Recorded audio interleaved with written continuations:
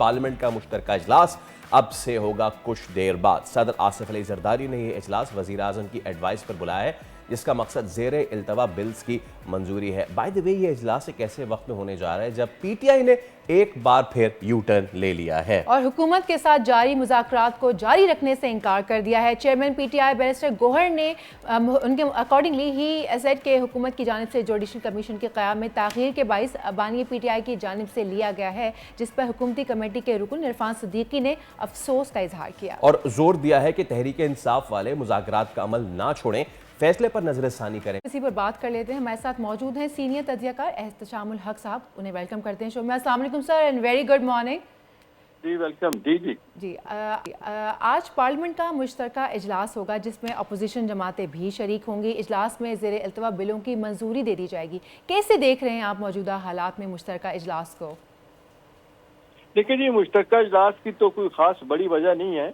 आम तौर पे तो आपने देखा हुकूमत ने कोई बिल मंजूर करवाना है, कोई लेजिस्लेशन करनी है, तो आपको पता है पहले कौमी असम्बली में या सेनेट में या उसके बाद कौमी असम्बली में, उसके बाद बिल जो है ना मंजूर हो जाता है। मुश्तरका जो इजलास है आम तौर पे आपने देखा या सदर का होता है खिताब, उसके बाद होता है, या उसके बाद यह है कि दिन पूरे करने होते हैं कि किस किस वक्त सदर का अपना पार्लियामेंट का इजलास होगा। असल बात तो यही है कि जी जो आपने देखा पिछले 2-3 दिन से कौमी असम्बली के इजलास में पीटीआई जिस कदर शोर हंगामा कर रही है, वही हंगामा शोर आज करेंगी। सियासी तौर पे तो कोई ऐसी चीज़ नहीं है जो हम कहें कि आज असम्बली का इजलास हो रहा है, जॉइंट सेशन हो रहा है, कोई बड़ा फैसला होना है, कोई बड़ा इशू डिस्कस होना है, वो नहीं है। लेकिन आमतौर पर यही कहा जा रहा है कि पीटीआई एक दफ़ा फिर एक बड़ा फोरम उसको मिल जाएगा एहतजाज करने के लिए। लेकिन सवाल यह है कि जी आज आप और मैं सोनिया जो सारे बात कर रहे हैं कि जी ये सियासी अदम इस्तेकाम है, ये गैर यकीनी की सूरत हाल बड़ी हद तक कम हो गई है। हम देख रहे हैं दुनिया पलट के पाकिस्तान की तरफ आ रही है। उड़ान पाकिस्तान प्रोग्राम, वर्ल्ड बैंक हो, बायलैटरल ममालिक हैं जिस तरीके से मिडल ईस्ट के ममालिक हैं, वेस्ट और अमरीका है, उन्होंने हुकूमत को तस्लीम किया, बातचीत चल रही है। सारे मामले में होना ही चाहिए कि आप इसको कहते हैं सियासी तौर पे इस्तेकाम हो, ताकि लोग इन्वेस्टर पाकिस्तान में आ सकें, पाकिस्तान के लोग इन्वेस्ट कर सकें यहाँ पे। और ये जो हम बड़े अरसे से देख रहे हैं कि एक ऐसा मुल्क में जमूद तारी हो गया है, उसको खास तौर पे 2012 के बाद उसको ख़त्म किया जा सके। लेकिन मसला वही है, बड़ी मैंने सब लोगों ने उम्मीद की थी कि हुकूमत और पीटीआई के दरमियान मुज़ाकरात के नतीजे में कोई सूरत हाल निकल आएगी। लेकिन अभी आपने देखा अब्रप्टली पीटीआई उससे बाहर निकल आई है। 28 तारीख की डेडलाइन भी मीट नहीं की, और जिस अंदाज से आपने देखा तरीके अपना हुकूमती टीम कह रही है कि जी हमने कब कहा था कि कमीशन नहीं बनना, अभी आप बैठो तो सही।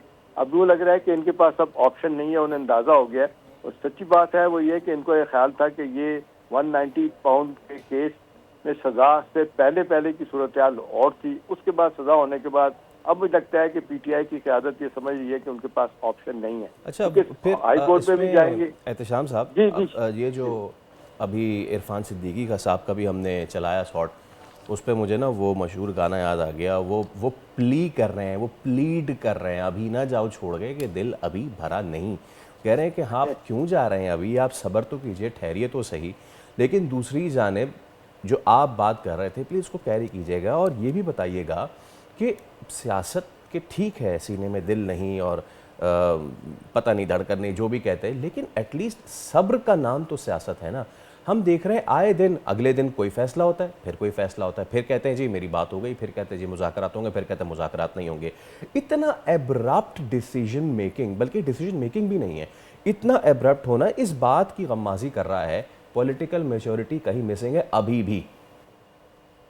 देखिए फैसल, जानबदारी की बात है, इन्हें जो लग रहा था कि पेशावर में जो सिपर सलाद से आर्मी चीफ से इनकी गैर रस्मी मुलाकात हो गई थी, आपने देखा गंडापुर ने करवाई, गौर खान की भी, और वो बेसिकली तो आपने देखा कि वो सिक्योरिटी के मामला तो दहशतगर्दी के तनाज़र में हुई थी, उसका इन्होंने सियासी माइलेज लेने की कोशिश की और हुकूमत को ये बताया कि जी वो पंजाबी में कहते हैं साड़ी गल हो गई है, हमने तो बात कर ली है अस्करी क़यादत से। लेकिन जब वहाँ से जवाब आ गया कि भाई सियासी मामलात आप हुकूमत से ही तय करेंगे, हम बीच में नहीं आएंगे। देखिए गलती कहाँ पे हो रही है, गलती यहाँ पे हो रही है कि ये सियासी तौर पे इनमेच्योरिटी का जो मुजाहरा पीटीआई की क़यादत कर रही है ना, इसका इन्हें नुकसान हो रहा है। اور میں آپ کو بڑی دیانتداری سے فیصل بتاؤں کہ ان کی قیادت سے آپ میں نے فرسٹ ایئر سے، سیکنڈ ایئر سے، تھرڈ ایئر سے سارے لوگ یہ بات کہتے ہیں کہ جی ہم بھی سمجھتے ہیں کہ سیاست میں اس طریقے سے اپنی بات منوا کے یا دھوس لانی سے یا پرائر کنڈیشن دے کے کوئی مسئلہ حل نہیں ہوتا ہے. سیاست نام ہی گیو اینڈ ٹیک کا ہے. سیاست نام ہی ہے کہ آپ کو صبر کرنا پڑتا ہے. اور پھر دوسری بات ہے کہ فیصل جس طرح کا بھی ملک میں نظام ہے یہ کوئی آج کا تو نہیں ہے نا، یہ 76 سالوں سے ہے. یہی وہ عدالتی نظام ہے جس کے تحت پی ٹی آئی کے زمانے میں 20 لوگوں کو قیدیں ہوئیں، 3 سال کا. دیکھیں اس نے سعد رفیق نے، خواجہ سعد رفیق نے کاٹی، خواجہ آصف ہیں، بے شمار لوگ ہیں.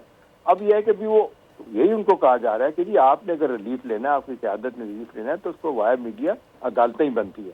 کیسز ویسے بھی ہیں، کچھ چیز کے کیسز آپ نے چیزوں میں بری بھی ہو گئے، ضمانت بھی ہو گئی آپ کی، کچھ آپ کے لوگوں کی اور آپ کی بھی، تو یہ چلنے دیں.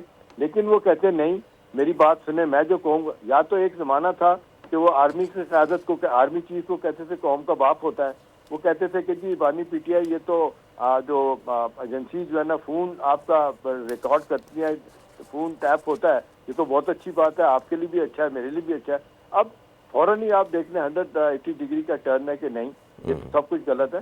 سوال یہ ہے کہ وہ کہتے ہیں کہ مجھے بس نکال کے سیدھا پرائم منسٹر کی کرسی پہ بٹھا دیا جائے. تو سیاست میں ایسا نہیں ہوتا، وہی ہوگا. اب اگر آپ یہ کہتے ہیں کہ یہ دھاندلی کا الیکشن، تو بھائی 2018 کا الیکشن ٹھیک تھا، یہ آر ٹی ایس بیٹھ گیا تھا.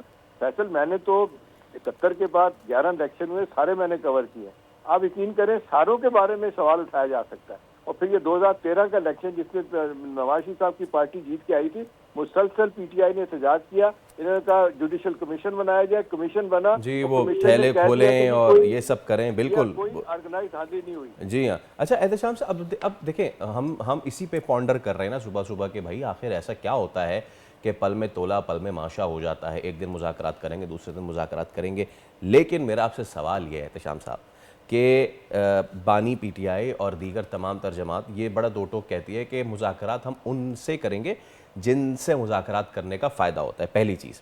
دوسری چیز پھر انہوں نے کہا اس 190 ملین پاؤنڈز کے کیس کے بعد کہ جی اب مذاکرات نہیں ہوں گے.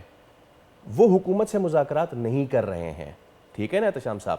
تو یہ بات کر کے کہ ہم اب مذاکرات نہیں کریں گے، وہ ناراضی کس کو ظاہر کر رہے ہیں؟ وہ کس کو پیغام پہنچا رہے ہیں؟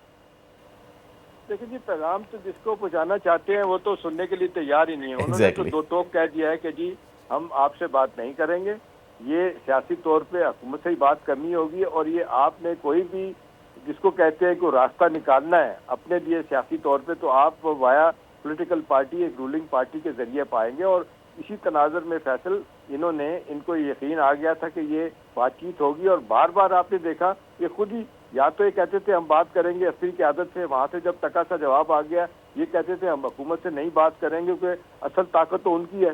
پھر جب انہوں نے دیکھا کہ اصل طاقت والے کہہ رہے ہیں ہم نے نہیں کرنی، تو پھر انہوں نے خود حکومت کو کہا کہ جی ہم آپ سے بات چیت کرنے کے تیار ہیں.